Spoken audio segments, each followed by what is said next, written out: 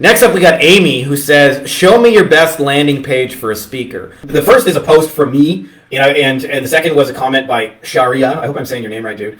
So he says, no, this is me actually, sorry. Know how many clients woke up in a cold sweat in the middle of the night and thought, I need SEO, pay-per-click, a new website, Google, or go high-level SaaS, emails, database reactivation, etc. The number of clients who woke up and thought that is exactly 0. So figure out how to translate your thing into a meaningful result. Talk about how that shows up for them. Sounds obvious, but look at 20 agency websites, 19 are talking about their thing. Only one is talking about what happens for the client. Random Monday night thoughts when it's quiet with no kids in Mexico. May the force be with you. And Sharia says, I hate to disagree, but the people who are in the solution-aware stage do wake up in the middle of the night and think that they want X service. A famous marketer called Dean Jackson says that 1% of the market is always looking for what you're selling. But they're difficult to find, so one should do marketing for people who are not solution-aware, but are just problem-aware. Caden says, when it comes to building authority online, which content types work best for niche experts? Webinars, LinkedIn articles, something else.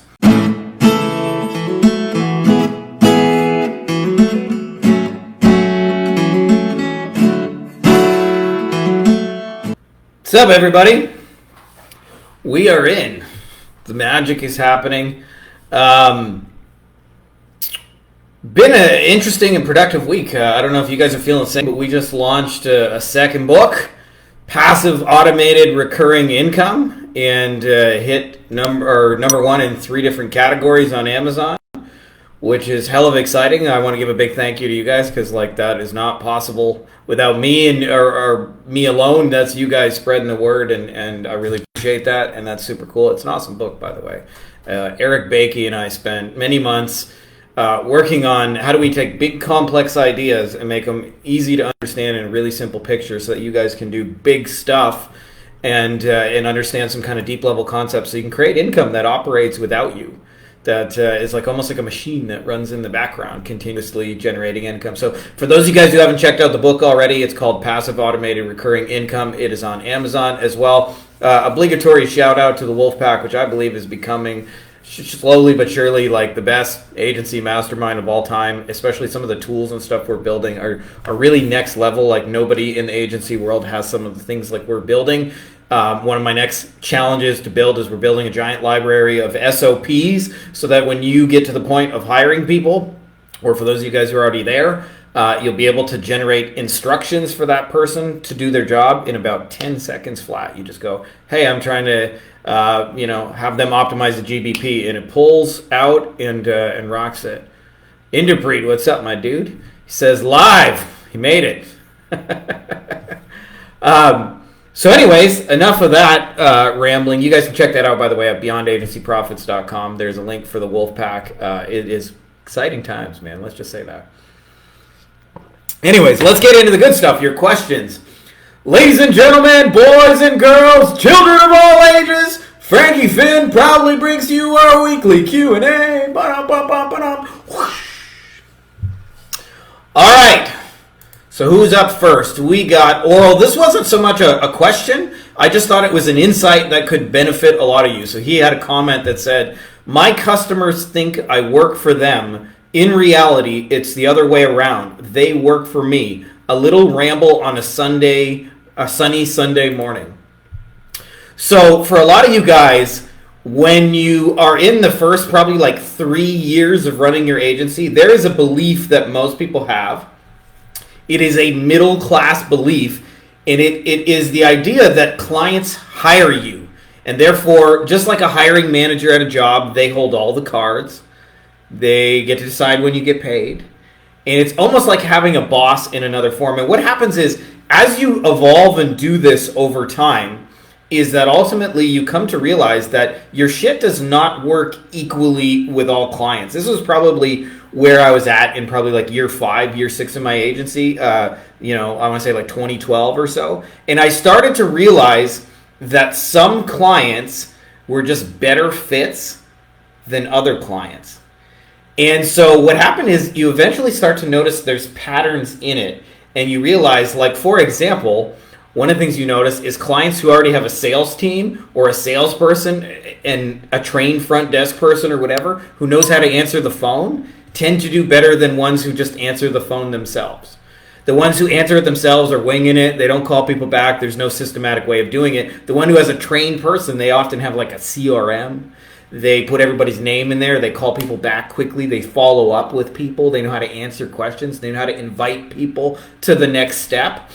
And so what happens is you eventually evolve to the point where you realize it's much better if you aim your shit and you own your power to choose. In the beginning, like a lot of times say you choose the niche of dentist, a lot of people just think like every dentist is equal. As long, and by the way, if you could look at most people's head, this is their client criteria. It is one checkbox, and it says, do they have a credit card that works?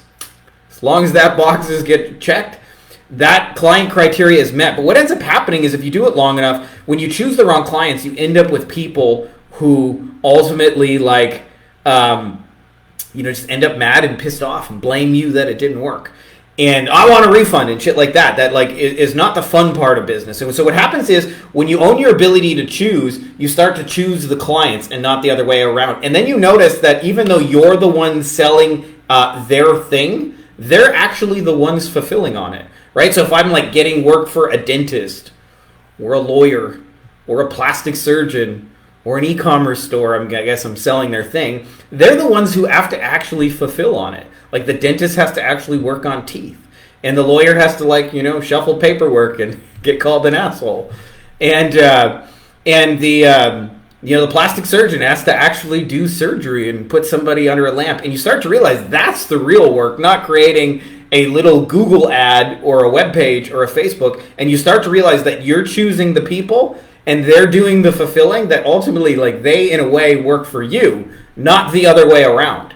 And so I wanted to share this insight because Oral mentioned this, and I think it's something that every agency owner gets to in a matter of time, where they ultimately graduate to a wealthy mindset where they're the chooser. They're not the chosen. In the beginning, it's like you feel like the dentist has all the power. They choose. They have all the credit card. Then you start to realize, no, I'm going to pick the people who my stuff works best for, who are the easiest to help, and they're going to do all the fulfillment. Ultimately, they work for me.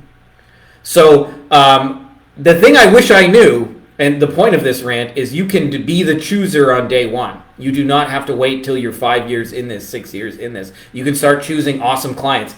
And a lot of times people think, by the way, they think mentally, this is a limiting thing. They think, I'm not ready to work with the really big, really awesome clients, so I'll just work with a couple of lower end clients first, and then I'll build my way up to there. And it's like saying, I'm not ready to date the prom queen. I'm going to go have, relations, wink, wink, relations with like 7 or 8 cave trolls first, and then I will graduate to the prom queen. And it just doesn't work like that. So you get to choose the awesome clients on day one. Greg says, second time through the book, appreciate you, my dude. A chiropractor helping chiropractors. That is cool stuff. By the way, fun little story just for you, Greg, while you're here for a minute. My first operations manager, Stephen Yen, was also a former chiropractor, and like you, he did it as a hobby, but he enjoyed the marketing and actually, had to teach himself that in order to grow the business, and found he liked doing the marketing more than being a chiropractor. He still does it a little bit and cherry picks his patients, but he's not trying to grow a giant practice. But we did a ton of stuff actually back in the day with chiropractors just because Steven knew them inside and out. I remember there's a dude, you would know him better than I, BJ something, who's the, and a lot of the stuff the chiropractors have to do, like sell themselves at the mall and stuff like that, he helped him to get out of those things. So just thought that was an interesting story. Anyways, getting off tangent here. To the point of Oral's insight is you guys get to be the chooser. Clients don't choose you. You're not hired. You're not a middle class person anymore. You are an entrepreneur. You get to pick the people your stuff works the best for, and you get to choose those and put your stuff intentionally in front of those people. So if that means if you're doing one-to-one outreach, you put your one-to-one outreach in front of those. If you're doing ads, you put your ads in front of those people. If you're doing content, you put your content in front of those people, right? So Greg says, off topic, how do you like living in La Paz versus other places you lived? I mean, we love it here. It's a top 5 place. So I don't necessarily have like one favorite place in the world, but there's definitely a few places I've gone to. You're like, this place is just beautiful and awesome. And also like it's affected a lot by the people I found as well, not just the place. So we have a really awesome community down here, which helps a great deal. But it's definitely a top 5 place for me. So like, it's funny, the people always ask me first question, is it safe there? And I've always felt like, as somebody who traveled a lot internationally, the most unsafe I've ever felt is when I'm ever in an American ghetto. Like, literally nothing happens where I live, and it's uneventful and it's peaceful, and that's by design. You know, and the ocean's right out there. It doesn't suck to wake up and see the ocean and go, there's the ocean. That's amazing. Anyways, next up we got Amy, who says, show me your best landing page for a speaker. I thought this was worth mentioning because I know a lot of you guys want to get booked for speaking, and I'll tell you the fastest way to elevate your status in your industry is to speak in it. And a lot of times people think getting speaking gigs is very difficult, and it's because they don't know how the speaking things operate. I kind of had a cheat code around, I don't know, I want to say 2015. Friend and mentor named Ken, who owns a legal association, invited me to speak at one of his events. And then we ended up having like a partnership that went for like probably about 3.5 years until I kind of moved on to some other things. But we're still super cool, and he's an awesome guy, and I love him. But Ken and I got to be part of like helping him put on events and being behind the scenes and seeing how they work and speaking at a bunch of events and things like that. And so I didn't know this when I got into speaking, but this is the really important detail, is they actually need new speakers. And I'll tell you why that is. It surprised me to learn that, like, if you do the same event enough years in a row, or even different events, you'll find it's the same people who go to all of them. Like, the people who buy one event buy all the events. Like, and so what happened is, for us, because that audience was attorneys would say stuff like, you know, I'm going to skip the event this year because it's all the same speakers as last year. It's nothing really new. I'll wait till next year till you have a few new speakers and something I haven't heard before. So behind the scenes, every conference owner is dealing with this, and they are scrambling to find 5 or 10 new cutting edge different things to say. Now, when I say cutting edge, I don't mean like Elon Musk launching rockets in outer space. What I mean is, it just has to be new to your industry. So like when we went into the water damage restoration space, even though it's common practice to everybody here, none of them use ChatGPT. Can you believe that? In 2024, many of them, I would say most of them, had never even heard of it. So when I showed them just some basic things like creating social media posts and writing an article and finding keywords and asking it questions and like, how do I respond to the insurance company? They were like, holy fucking shit, you can do all that with an AI tool? Now, again, this is normal common practice. So the reason I tell you that is an example of the fact that if you have something different that your audience, that your niche has not heard before, and a lot of you guys have this built into your stuff. Like if you do Google ads or you do SEO or you do Facebook ads, it's a constantly changing system. Like, they just took away iOS targeting. There's a new Google update, the helpful content system. Like, they literally give you new stuff to talk about every 5 minutes. So when I say that to you guys, is like, if you want to get booked for speaking, we never personally did it with a landing page, so I don't really have an answer for that. But if you go to any conference owner and essentially say, like, I have something new and different and exciting and valuable to your audience that they have never heard before, they literally need people like you. So often the part of the challenge is just tracking down through Google or Perplexity or something like that. Who owns the conference? How do you reach that person? And sometimes they have like an event planner or somebody who books the speakers. But for the most part, if you want to get like in your industry speaking, just bring something to the table. And it's not hard to do, by the way. Look at their website, look at what's like being offered for speakers, and then go look at the year before and notice that like it's kind of all the same. And then you go, how can we give them something different that their audience hasn't heard before? In my case, like, it was a low-hanging fruit to just mention, hey, ChatGPT exists, in case you didn't know that. And what you'll find is you'll get booked to speak because you're giving actual value to their audience. And this is the other thing, is when you want to speak, it is not a sales pitch for your thing. Like, give away the ideas for free and charge for the implementation of those ideas. So like if I was talking about helpful content system and SEO, I would show them what it is, how they beat it, what kind of content works, what kind of stuff doesn't work, and I would give them the whole playbook, and 8 out of 10 people watching that presentation would just say, can you just do it for me? I don't want to do all that. Can you just do it for me? And the other 2 would go, that was a great presentation. Thank you so much. So that is our playbook for speaking. I'm not saying it's the only playbook, but it's worked for me since 2015. I really only took a break from it because the COVID madness and all the travel, and then having young kids. I just want to be with my young kids. But like, it works. If you guys want to get paid or get booked to speak, and the magic of speaking is it's the fastest way to add like $20,000, $30,000 a month recurring in your business, because like those are a bunch of buyers, and it's very, very common to walk off stage, sign 5, 10, 15 clients. It's like the most common experience there is. All right, so I wanted to elaborate on this one. The first is a post from me, and the second was a comment by Sharia. I hope I'm saying your name right, dude. So he says, no, this is me actually. Sorry. Know how many clients woke up in a cold sweat in the middle of the night and thought, I need SEO, pay-per-click, a new website, Google or Go High Level SaaS, emails, database reactivation, etc.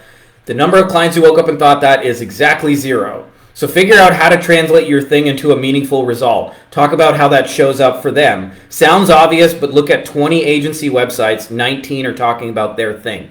Only one is talking about what happens for the client. Random Monday night thoughts when it's quiet with no kids in Mexico. May the force be with you. And Sharia says, I hate to disagree, but the people who are in the solution-aware stage do wake up in the middle of the night and think that they want X service. A famous marketer called Dean Jackson says that 1% of the market is always looking for what you're selling. But they're difficult to find, so one should do marketing for people who are not solution-aware, but are just problem-aware. All right, so to Sharia's point, there is a segment of your market that is quote-unquote solution-aware. So like if we sold SEO, like if you talk to 100 dentists, 97 of them are not looking for SEO that day. But 2 or 3 of them might be actually looking. And yes, you can make a living on those 2 or 3. But I think it's more powerful if you speak to the deeper needs of people. And this is what I've been trying to describe, okay?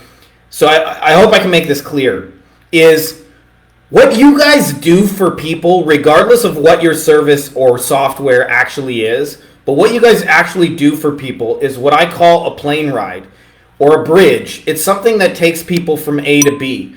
And what matters to most people who get a plane is A, where they leave from, and B, where they're getting to, and the least important thing is the thing that like bridges that gap, the plane ride. So like the example I use, back in the day, I used to fly from Detroit, Michigan. It's right next to my hometown of Windsor, Ontario, Canada, 20 minutes away, and I take a lot of flights to Atlanta because you can connect from basically anywhere from Atlanta. Big ass, I think it's actually the biggest airport in the world. So I'll tell you, when I went to go book flights, the number one thing I was looking for before I worried about service and hospitality and what kind of food and leg room and all that shit, first thing I want to know is, do you leave Detroit and do you go to Atlanta, right? It sounds like really simple. And then once I know that they can go from Detroit to Atlanta, then what happens is then I suddenly care about those other details. Like, do they have leg room? Are drinks included? Shit like that. Like, if it's between Delta and Spirit, I should say their full name is Break Your Spirit Airlines, the worst airline in history. But if you get to go like Delta, you're going to take Delta. So anyway, I say that to you guys because most people, when it comes to marketing their stuff, their service, they're talking about the vehicle and not the A and the B. So if you talk about A and B, you're talking to 100% of the market, including the solution aware. Well, I should say 100% of the people who have that solution. So for example, and what trips people up is they typically describe the result as it shows up for them. So like if you do SEO, you'll know you've succeeded when you check out your Google Map pack and that client is number 1. But that's not how the client perceives what you do. Typically, like if you're working with a general contractor, is they receive a phone call and somebody says, hey, I'm interested in getting a new deck built. And that's the actual small but meaningful result that shows up to them. So I say that like in the case of like water damage restoration, if I make a promise that says, we can help you get 50 to 100 new flood job phone calls every month, so that you have steady work for your guys using our SEO fast ranking system. The least important detail to them is what I just threw in at the end, the SEO fast ranking system doohickey thingamajig. What matters to them most is I just described the A and the B. The place they're leaving, their Detroit, what I would call pain, and the place they're trying to get to, what I would call result, the happy place. So in this case, if we help them to get 50 to 100 flood job phone calls, that's like Atlanta. That's where they're going to land, right? That's the detail that matters to them. The A side of that, the Detroit, the ghetto, the place they're getting shot at, 8 Mile, Eminem style that they're leaving, is so you can have steady work for your guys in that example, right? So what happens is if you can describe a meaningful result for a person as it shows up in their reality and show them a picture of how you actually do that, either it will also A, include the problem, or B, kind of indirectly state it in a way they understand that you get them. So I'll give you one more example. If I talk to a lot of personal injury attorneys, they will tell me my biggest problem is I work 70, 80-hour weeks. And they say, why? I say, why is that? And they say, I have such volume of cases. And I say, well, what would actually fix it? And they said, well, I make just as much money from a big case, or I make 10 times the money from a big case, and it's only a little bit more work than a small case because I'm still filing the same documents and gathering the same evidence. There's more evidence, but the steps are basically the same, and each step takes a little bit longer, but I make 10, 20, 30, 100 times the money, and yet I don't have 100 clients to manage. So I really want the big cases. Okay? So if I say, then go further and say, what's an example of a big case? They might say trucking accident cases, or motorcycle accident cases, or wrongful death cases, or injured at work kind of cases, right?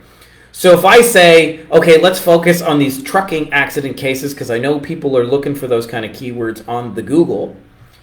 If I say to that person, I can help you get trucking accident cases, they already know about their problem, that they're working 60, 70, 80 hours a week, and that big cases help them make more money doing less. So a lot of times if you can really, really, really articulate a meaningful result, you're talking about both the problem, the solution, and briefly mentioning your bridge that gets them there. So what happens is, yes, you can talk to people who are solution aware. You can talk, if there's 100 dentists, you can talk about SEO, and 3 of them will be in the market for getting it. But if you talk about, hey, I know you need a butt in the hygienist chair, and we figured out how to get dental implant patient people using Facebook ads, I'm going to get 100 out of 100 dentists to pay attention to that message. So that's what I'm trying to articulate for you guys, is not that, yeah, okay, you can talk about your solution and a small amount of people will get you, but if you can articulate a meaningful result and what sort of symptoms it alleviates, you're going to get 100% of people to pay attention. And why would you only want 3 dentists out of 100 to pay attention to your message when you can get all 100? So I hope that's helpful to you guys, because too many people get this wrong. If I look at agency websites, the vast majority are talking about the plane ride. They're saying, we got nice seats, we got extra friendly stewardess, you got extra leg room, our peanuts are super nice. And if I'm getting a flight, I'm like, okay, that's great, but do you guys fly from Detroit? Yes? Okay. Do you go to Atlanta? Right? That's a way more important detail than all the details. I don't care if you got nice seats. If you don't go to Atlanta, I'm not fucking booking with you. So the A and the B, the Detroit and the Atlanta, come from your niche, by the way, not from you. They come from the marketplace. Your vehicle, the plane ride, the least important detail comes from you. But the A and the B, where they're leaving and where they're going to, comes from your marketplace. So anyways, I hope that's helpful. Next question we got up here. Caden says, when it comes to building authority online, which content types work best for niche experts? Webinars, LinkedIn articles, something else?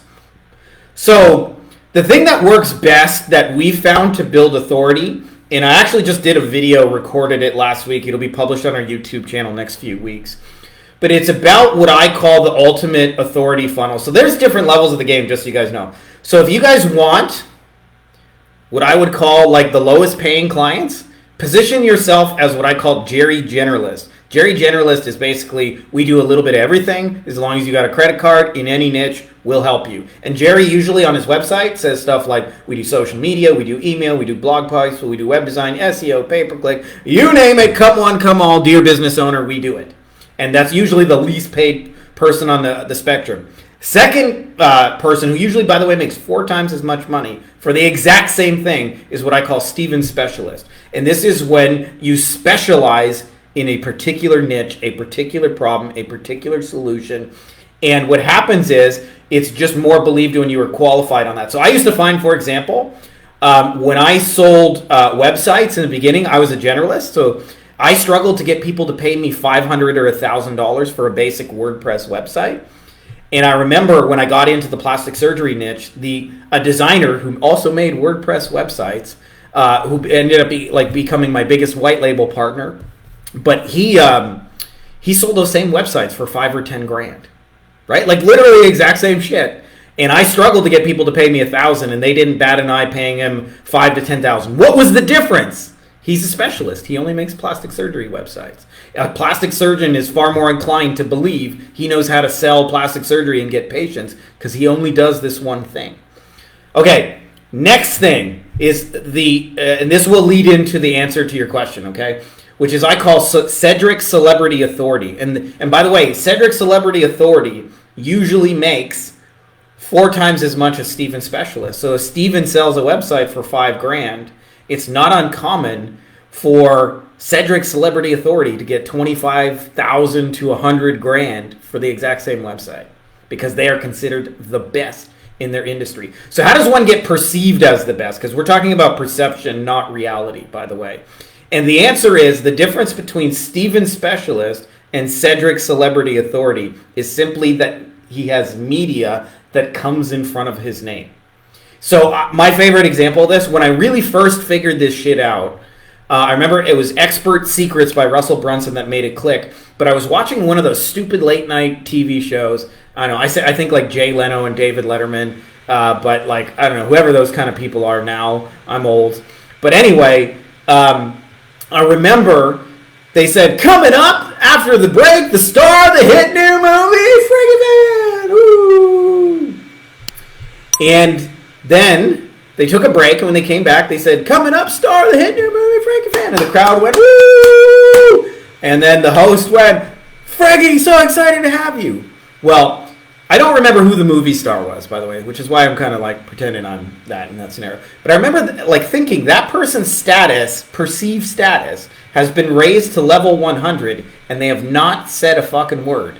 The audience going crazy, the host said it, and the audience and the host both did it 2 times each. So 4 times before that person has opened their mouth, they're made to be perceived a big deal. So the answer to your question is the media you put in front of it, okay? So let's talk about the media that fastest builds expertise. And there are 7 of them we found. I don't always use them all, just so you know. One of those, write a book. You're an author, you are going to have higher perceived status than if you didn't write a book.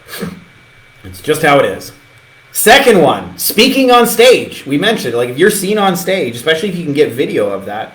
Another one is magazine articles, right? Like if you write for industry publications and stuff like that. Like if I'm in the plumbing industry and I write for Plumbing Today magazine, I'm going to be higher perceived status than just somebody in a cold DM going, hey, do you want to buy some shit? Also, there are interviews, things like podcasts, being on the news, stuff like that.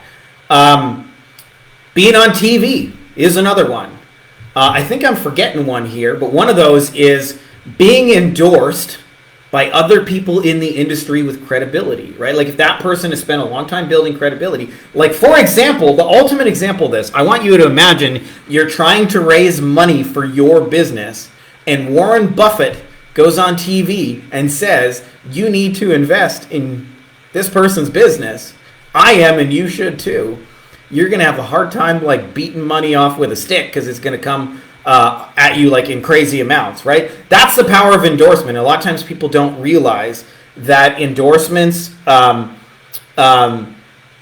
can be like created on purpose. And then the last piece, I guess the one I forgot, is referrals, right? If somebody they like, know, and trust refers them, many of you guys have noticed that when you get referred somebody, like that person's a lot fucking easier than if they didn't. get referred to you, right? So anyway, I say that to you guys because if you want to create expert status, and I guess the last one, a webinar is kind of like a digital version of a stage speech. So is it LinkedIn articles or is it that? I think it's less about the media and more about what you're publishing in that. Because if I publish, hey, watch my stage speech, like that's going to crush it more than any article I'm going to write. If I like, hey, I just released a book, that's way different than if I just wrote a post about the exact same topic. So you want to use that to your advantage and use those authority building things to like create that expert status. And as a side effect, what happens is Jerry Generalist, by the way, tends to work with the bottom 80% of every market. So even though they're large in number, there's an 80-20, right? So you think about it, like if you could get 80 dentists in a room, 80% of those dentists are by and large broke or close to it.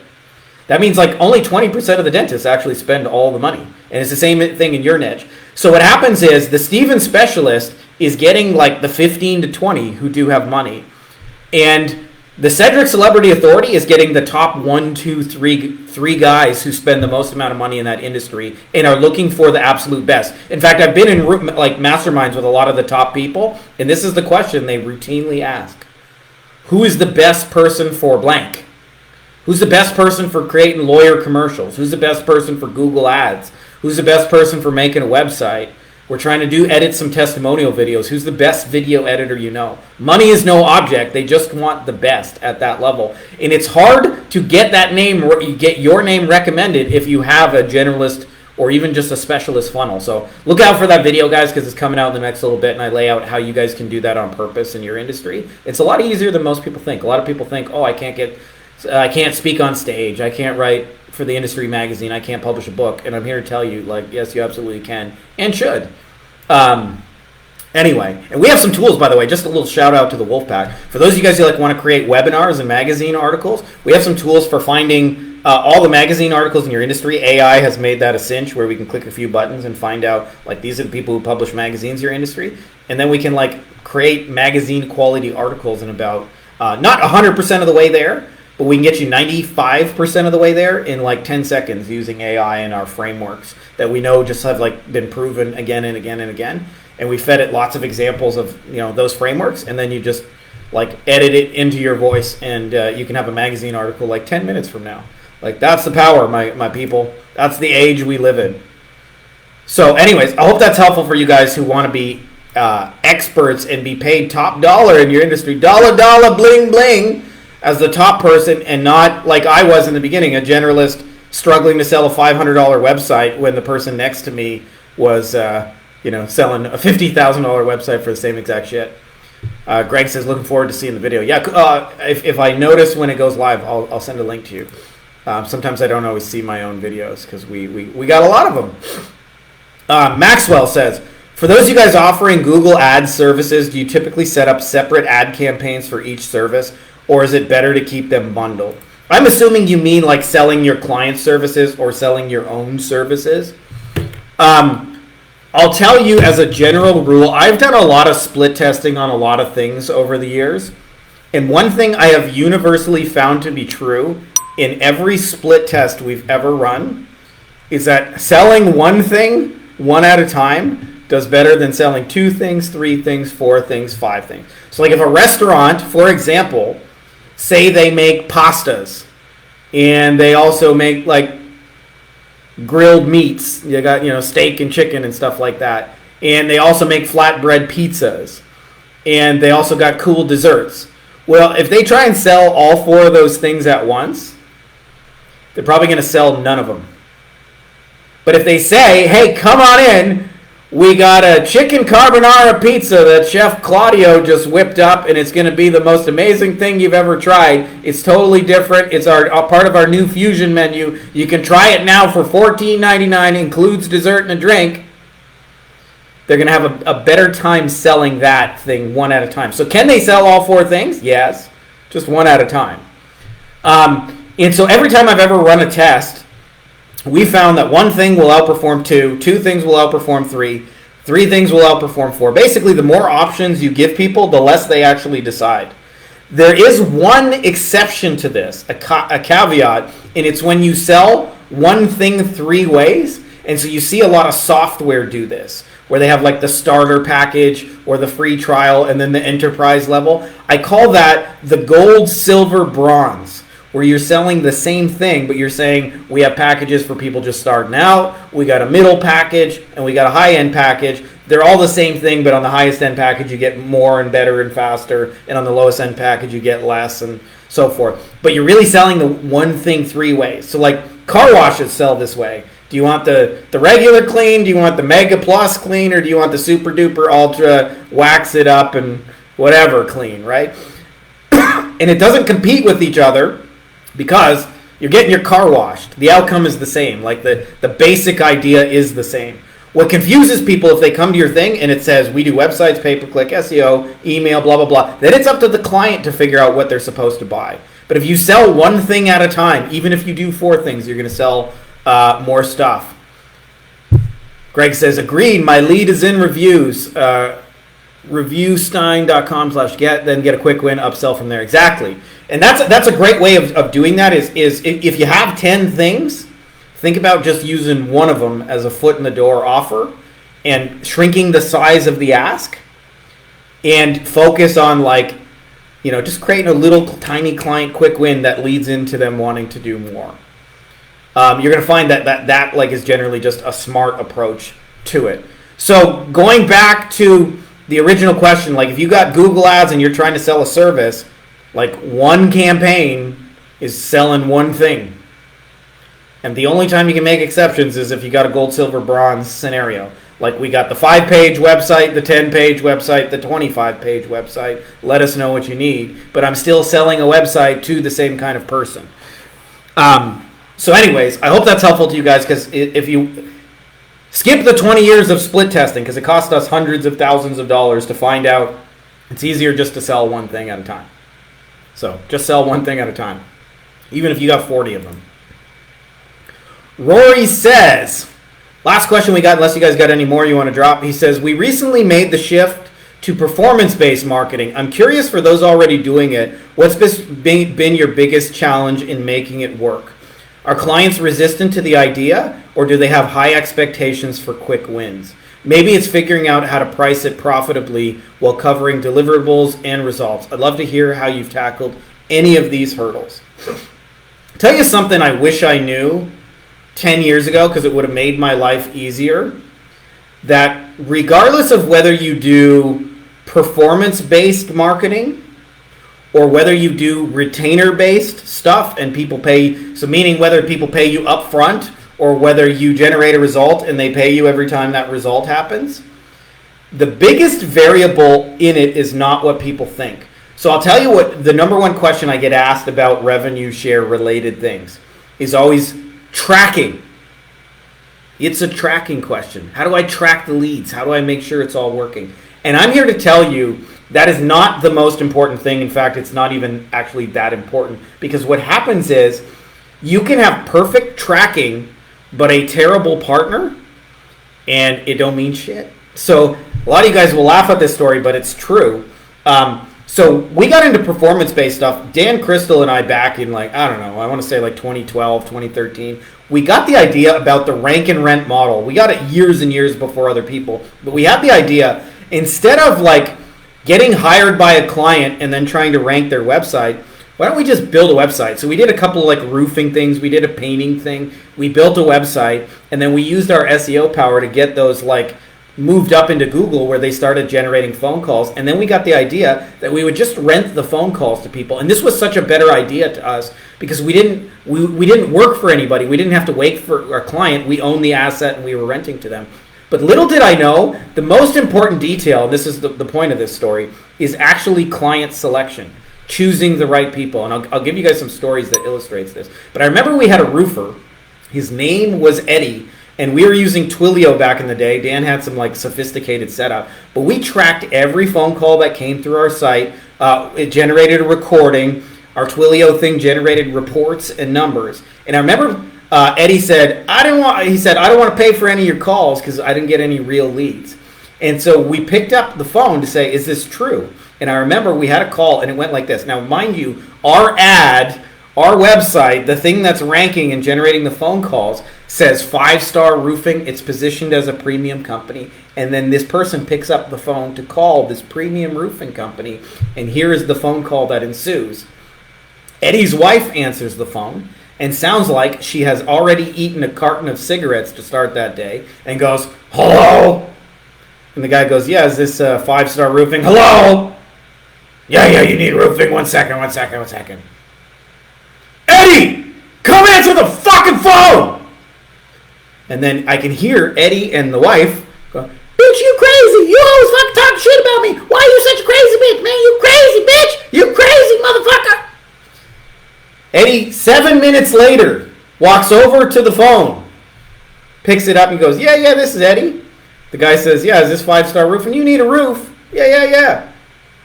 And you guys would be shocked to learn that Eddie did not close that deal. It's shocking, I know, but he did not close that deal, and they're bad leads. And so even when you do performance-based stuff, you will still run into the leads are bad.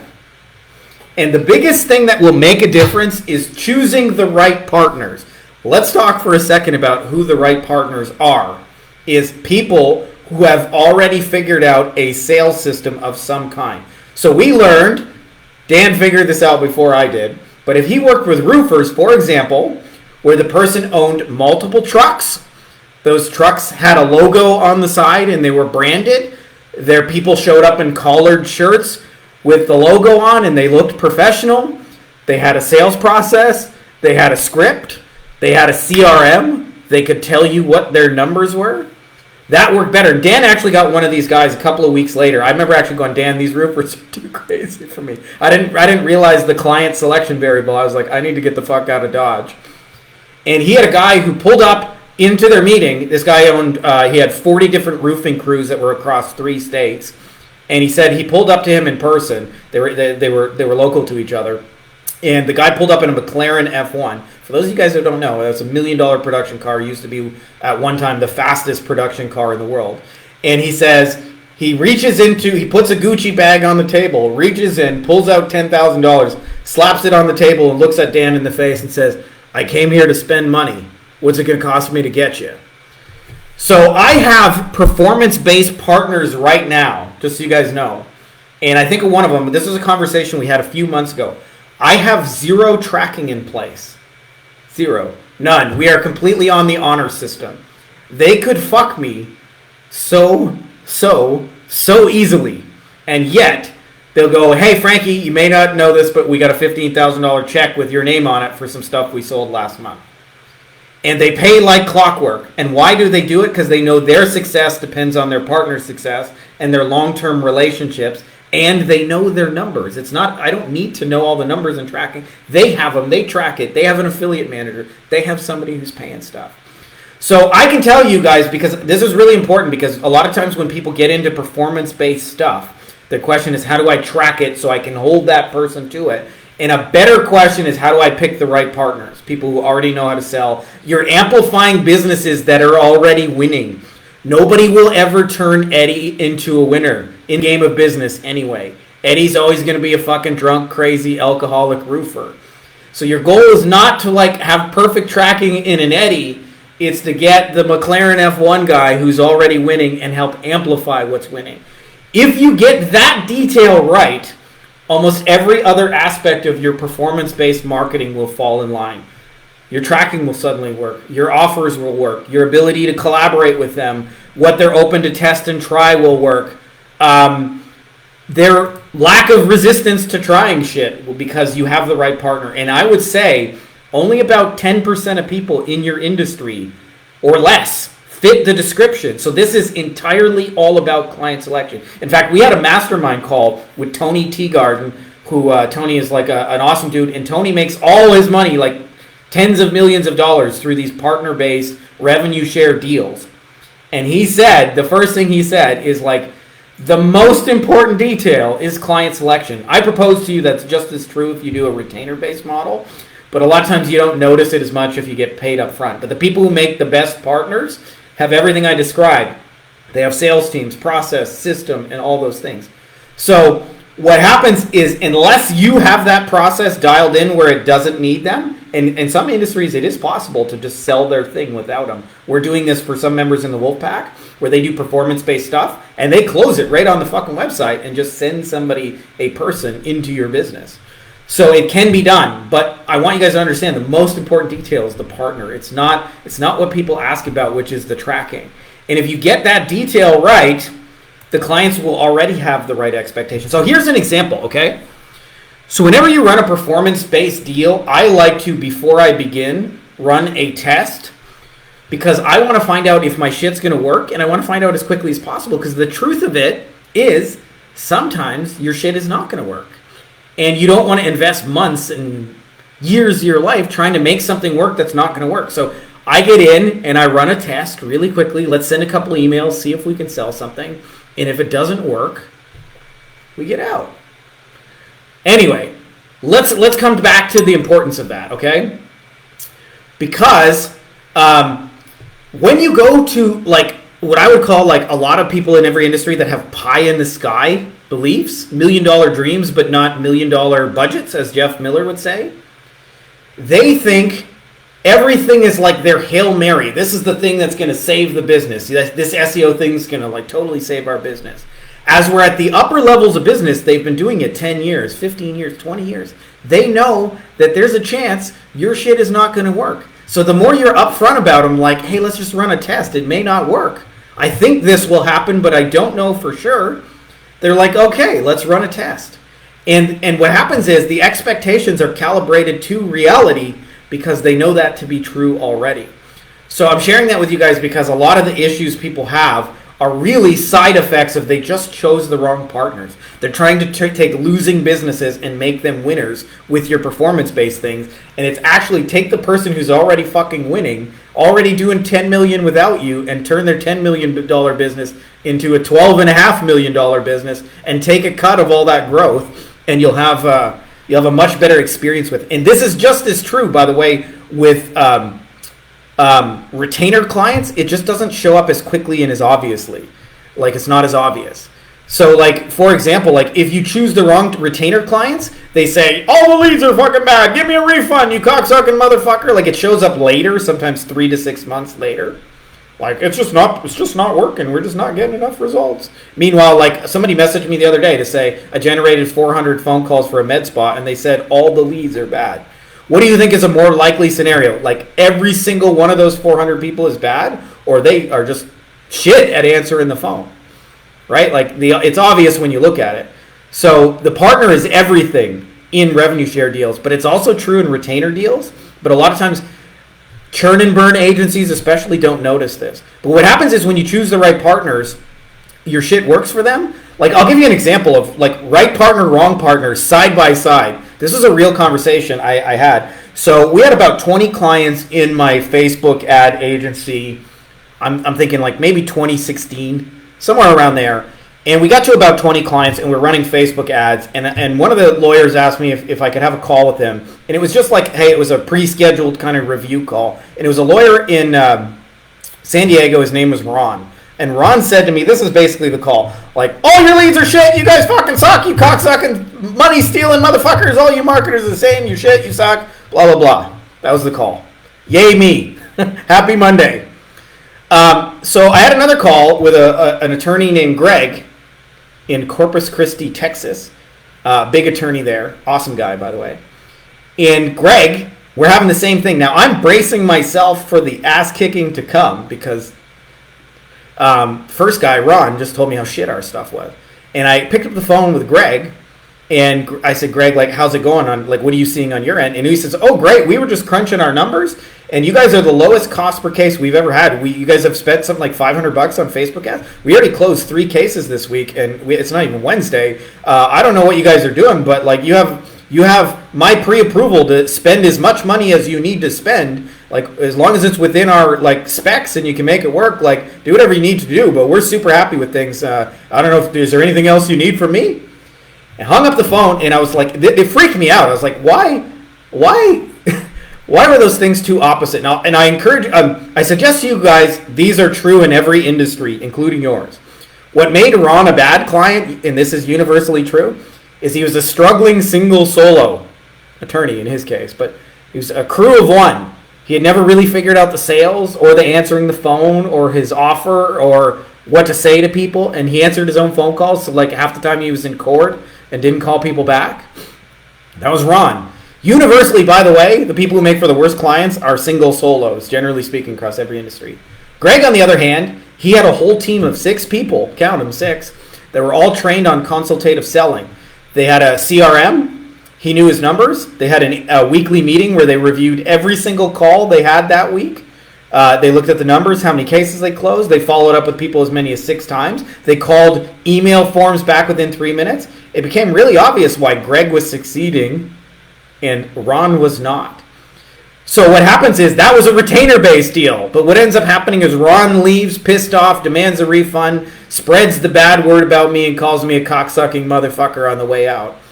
Greg, on the other hand, says, you guys are awesome. You have free reign to spend as much money as you want. Keep kicking ass. That's how important client selection is. It just doesn't show up as obviously in the retainer game as quickly. But what happens is when you're doing it performance-based, it becomes very obvious you're never going to be able to win with Ron. And with Greg, it's super easy. You're just amplifying what's already working. So I suggest to you guys this is true already. That means like most people don't realize this, but you actually want to work with the top 10% of your industry, regardless of which industry you're in.